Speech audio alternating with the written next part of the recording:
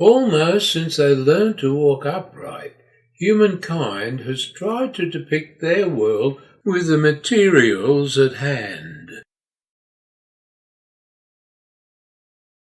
These are paintings our first people used to decorate the walls at Nourlangi, Kakadu in the Northern Territory, and they've been dated to 20,000 BCE.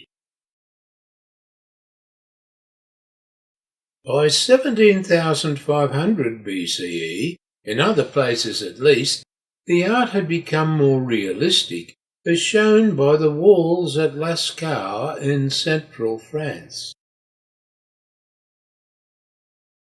Fast forward a few years and what do we have? The ability to record with great accuracy and great detail absolutely anything. But what is recognised as the world's first photograph dates from 1826 and only after more than a century of experimentation.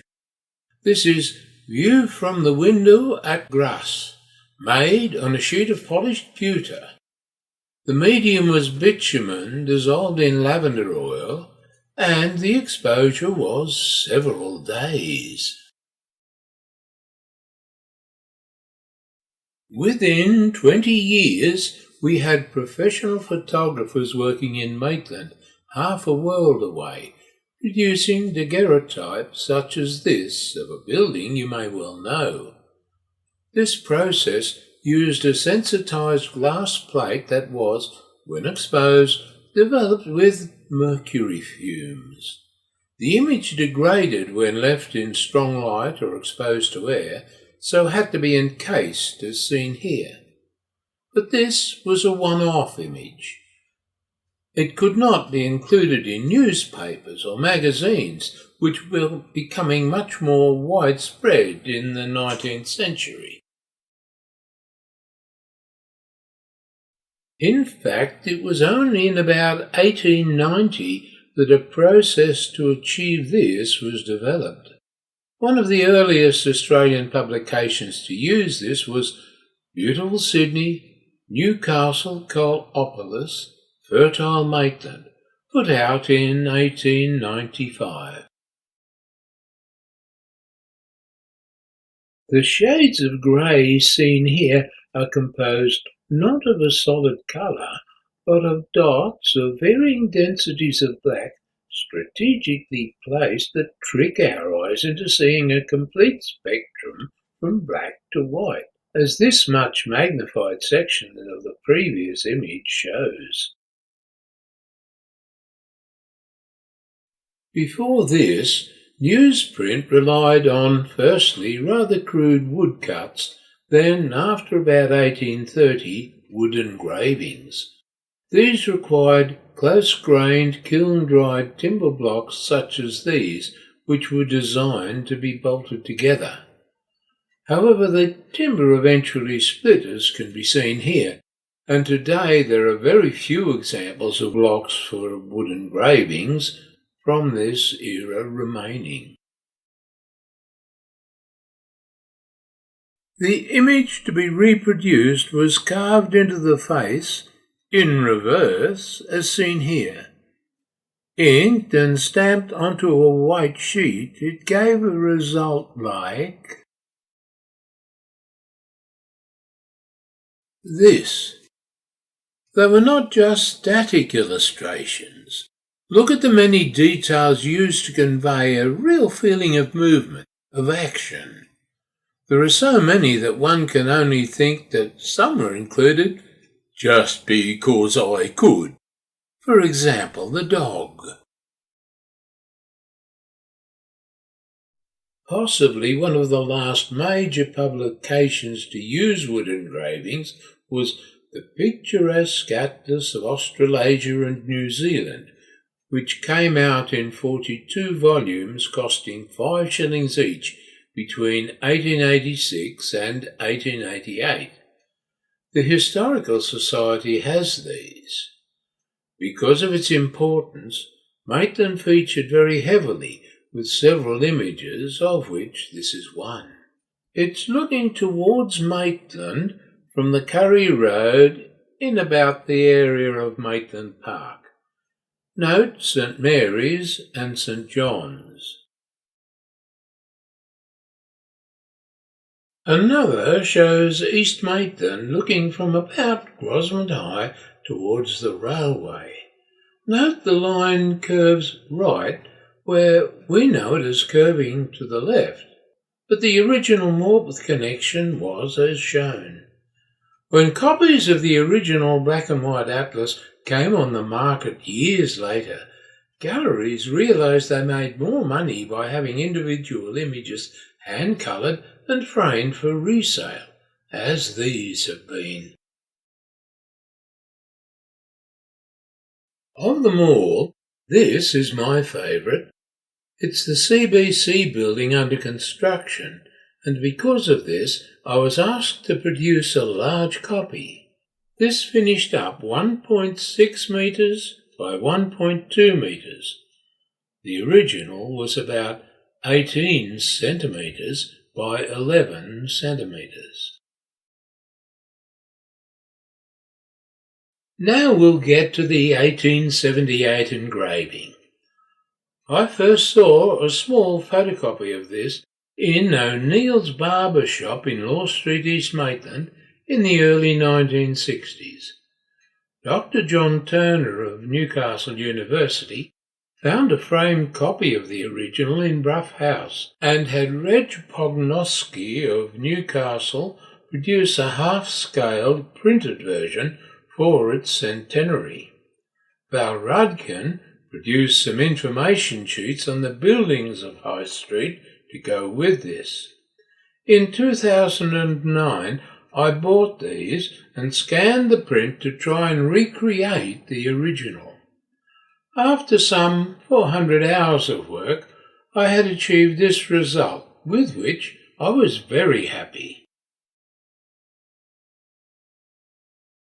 This would be a very good time to explain computer scanning. When we scan the horizon, we are recording in our memory a detailed picture of the horizon. A scanner does exactly the same thing for whatever is placed on its glass. A very bright light travels along the scanner and the computer breaks the image into small squares called pixels and stores them in its memory. We can fiddle with these pixels at a later time. This is what the scanner recorded from the printed copy of the engraving in the area of the Belmore Bridge. Notice the damage, the many tiny vertical tears and displacements. If we look a little closer, the dots from the printing are very evident and greatly reduce the clarity of the resulting image. But with a little bit of skullduggery, it's possible to make the image a lot better. Much of the dottiness is gone and the contrast is improved. The shades of grey are more blended, at the cost of the image being much fuzzier. This is the end result of my 2009 efforts after some 400 hours of work. I was very happy with it at that time. Now, if the scanner is told to make those squares very small, then a whole lot more detail about the image can be recorded. And this is the raw scan of the original held in the Orkney Library at Newcastle University, scanned by my friend Johnny DeGravio at 800 pixels per inch or 640,000 pixels per square inch. As you can see, there is a considerable amount of damage, for example at the top right and the lower centre. Here's the same section we've looked at before, near the Belmore Bridge, as scanned with 640,000 pixels in every square inch. there's a considerable amount of damage, as you can see. But with care and a little bit of patience, it is possible to move the misplaced portion into place and thus restore the integrity of the image. Notice how even the contours of the land are represented accurately. Just to recap, this is the result I obtained in 2009 and with which I was very happy. And in broad outline it was quite okay, but not in detail. And this is the final result of my 2019 work. We'll get to look more closely at a few areas in a minute, but you can see that the gross damage that originally existed is gone. The software I use allowed me to place a copy of the 2009 work under the damaged 2019 original, so that I made sure that what I did was as close to the original as possible. Sometimes it was necessary to get down to the level of a single pixel to maintain accuracy. Now comes the fun bit. Let's look at some areas which you might know. Here we have St Mary's Church on the left, and on the right, Sochi House, built as a school for boys by Reverend John Fraser in 1864 and destroyed by neglect in 1966.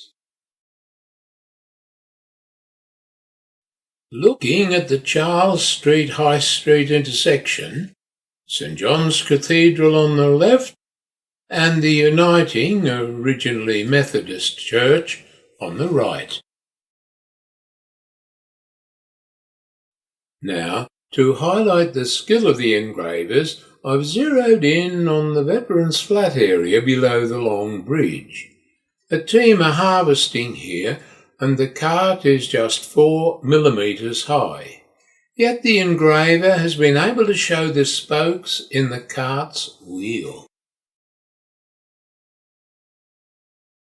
This figure in the same area measures just 3 millimetres high, and it is holding something straight with a curved attachment.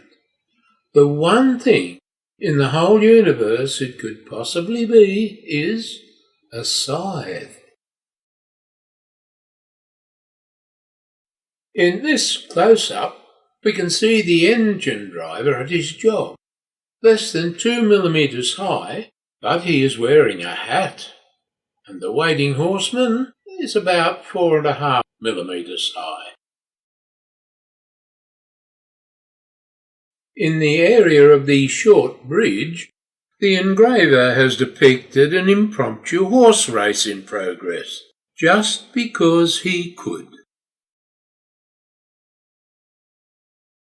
Here, in the far distance, it is possible to locate Walleye House and even the arch of Blackett's 1853 bridge over nearby Wallace Creek. But perhaps my favourite find, something put into the engraving just because I can, is this tiny vignette of 2 women talking at a crossroads. One is wearing a white smock and is possibly a nursemaid. The other is obviously squatting, note the bended legs. In my mind, the item between them is a pram of sorts with a baby aboard, and the second person is a housemaid or some other servant admiring the baby in the pram. All this, in miniature, as a minor detail in the overall image, just because he could. Now the buildings. Some still remain, some have been repurposed and some have been demolished. This is Cracknell's flour mill, now demolished, and it stood where Hampton Court now stands. The shoe store of the Munro brothers was on the north side of High Street, in about the location of the walk-through at Burke Street. The buildings of the Dominican sisters are still in existence. I wondered at the extensive grapevine on trellises here. Purely for medicinal purposes, I'm sure. Wolstenholme is a well-known Maitland name. At the time of this image, the family ran steam-driven flour and sawmills at the western end of High Street, near the Short Bridge. Henry Paskin's music store at 399 High Street became Ken Lane's clothing store in 1948. Charles Miller Clark built a store across the road and a little further east at 344 High Street. This was, for a short time recently, Jewelleys on the Levee. The original outlines of the building can still be discerned. The details on the 14 cm by 9 cm panel for Blair's bookstore, which became part of the Galton store, are unbelievable. Firstly, see the individual bricks are visible. Then realise that the painted advertisement in the panel is some 3 centimetres high. Then that each letter is perfectly formed. I've measured these at less than 1 millimetre high. Don't ask. I have no idea how they did it. Lipscomb's Pharmacy appears in a number of early photos of Maitland. It stood on the site of the green space alongside Maitland Regional Art Gallery, where the bronze-named Dog Tired used to reside. This is perhaps the most iconic survivor of all Maitland buildings. It was erected at 437 High Street on the Eldon Street corner for the Bank of Australasia in 1870. This bank later merged with ANZ. Taylors of Maitland occupied the building in 2019. This is a very early manifestation of the Kappar Empire, which shows the original storefront and their warehouses on the corner of Hunter and Odd Streets. There are more great examples of "just because I can" detail here, as in the case the man is carrying, and the wheel ruts in the gateway to the iron yard. The only building depicted from East Maitland is Henry Stevens' drapery shop in Melbourne Street. Note the reversed S in fancy goods. The Millstream Brewery replaced Vinden's flour mill in about 1855. It was located about where the current Maitland Library branch now stands. James Fulford was an hotelier who owned the Northumberland Hotel that occupied the land the courthouse is on. He moved to the family hotel at 246 High Street. This later became the Royal Hotel and, in 2019, the Maitland Christian Church was meeting on this site. Rorke's Saddlery was one of the earliest businesses in the town. From 1836, it provided farmers and riders with all they needed. It operated from 417 High Street until the 1970s, when a section became part of the adjacent RSL Club, and, still later, Best and Less, and in 2019, Strand Bags and Circle of Friends. Robert Hines, a two-time mayor of West Maitland, operated a cabinet-making business, first adjoining Cohen's, then later behind 325 High Street. He also, as noted, imported pianos. This building became part of the Kerr store after about 1900. John Lee began business as a draper and grocer in 1853, but this store wasn't built until 1867. It later became A.S. Meehan and Company's premises, selling quality furniture. The Bank of New South Wales was designed by the colonial architect Edmund Blackett and built in 1861. It was destroyed in 1970 and replaced by an eyesore, which in turn in 2023 has been destroyed itself, and a massive new building is currently under construction. The firm of Wolf Gorrick had a number of premises in Maitland, this at 461 High Street. The premises were later occupied by Whittett's and still later by Chance Department Store. John Partridge's MacDonald Brothers bookstore currently occupies part of the building. The building behind the gateway is still there. It was originally a bond store, then a warehouse. The pediment still shows Maitland Exchange buildings, although what this was and when is a bit of a mystery. I'd like to draw your attention to a couple of things in this panel, perhaps executed by an apprentice. Firstly, on the awning, notice that the two N's in ironmongery are reversed. Remember, the whole image is being carved in reverse. I was always under the impression that carriages had 4 wheels, but the carriage at the curb has only 3 wheels. The front left-hand wheel is missing. However, the rest of the details are fine.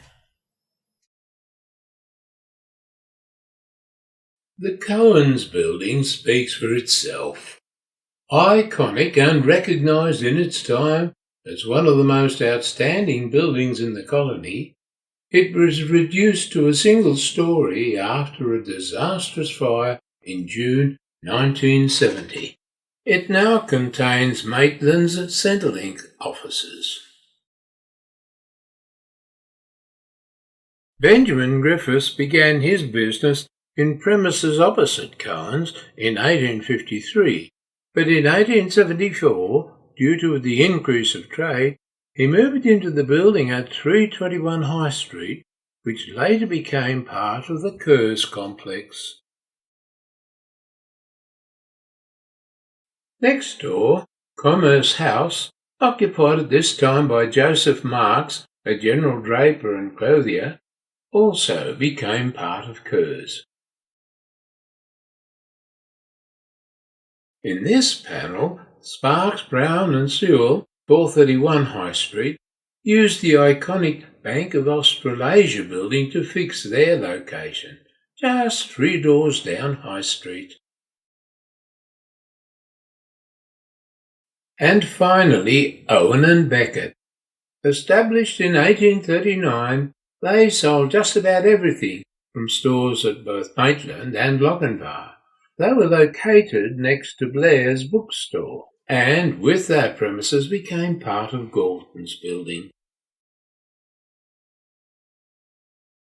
You recall that earlier I used the phrase, "just because I could," several times. I hoped I might be challenged, but of course you were too polite. I was being deliberately, provocatively disrespectful of the intent of these old masters. These tiny vignettes we've looked at were exactly the details that transforms this masterpiece from a static depiction of the buildings of a city into a snapshot of a vibrant, authentic living city in which ordinary folk are going about their daily lives doing everyday things. Now we come to the who. Nowhere on the image is there any indication of the author. In 2009, I undertook quite a comprehensive investigation and came to the conclusion that it was this man, Samuel Calvert, who was the likely engraver of the centrepiece. The individual buildings may well have been done by any number of others. Here is a deprecating self-portrait of that gentleman. A number of people I spoke to have disagreed, saying that Calvert always signed his work. But he was a wood engraver who, on more than one occasion, took the sketches of Albert Charles Cook and turned them into wood engravings. This is a signed self-portrait etching of him at work. He worked for the Sydney Illustrated News and he was in the Hunter in the early 1870s. A signed engraving of Newcastle Harbour, dated 1874, is proof of that. I've noted several consistent stylistic signatures in the Maitland and Newcastle engraving which tend to reinforce my conviction. He was a noted painter as well, with many watercolours to his credit. Then, after the who, the how. I contend that one possible technique is the use of a photograph taken from a tethered balloon, converted to a sketch, possibly by projection in a camera obscura, with this sketch then being placed inverted on a wood block and the details carved from this. This balloon may well have been tethered to what became the backyard of my home at number 8, now 22 Ivor Street, Talara. The first recorded photograph from a balloon was taken in 1858, and we know that professional photographers were active in Maitland less than 20 years after the first ever photograph, so the time frame works. This text, with its attribution, actually uses the word balloon view in describing Calvert's depiction of Adelaide. And here is that image in question, for sale in a Sydney gallery, repaired and linen backed. Note the price. In general appearance it resembles a Maitland engraving without being able to discuss specific details, of course. But it does add weight to the conjecture that Maitland may possibly have been portrayed via a balloon photograph. An interesting addendum to this may be found in a letter written by one of the picturesque Atlas engravers, Albert Henry Fulwood, to his brother in England. In it he says, if you can read his writing, quote, "But found the country so flat that to get a tolerably near view I would have had to use a balloon." Unquote. And, would you believe, he was writing about Maitland. But we will never know for sure.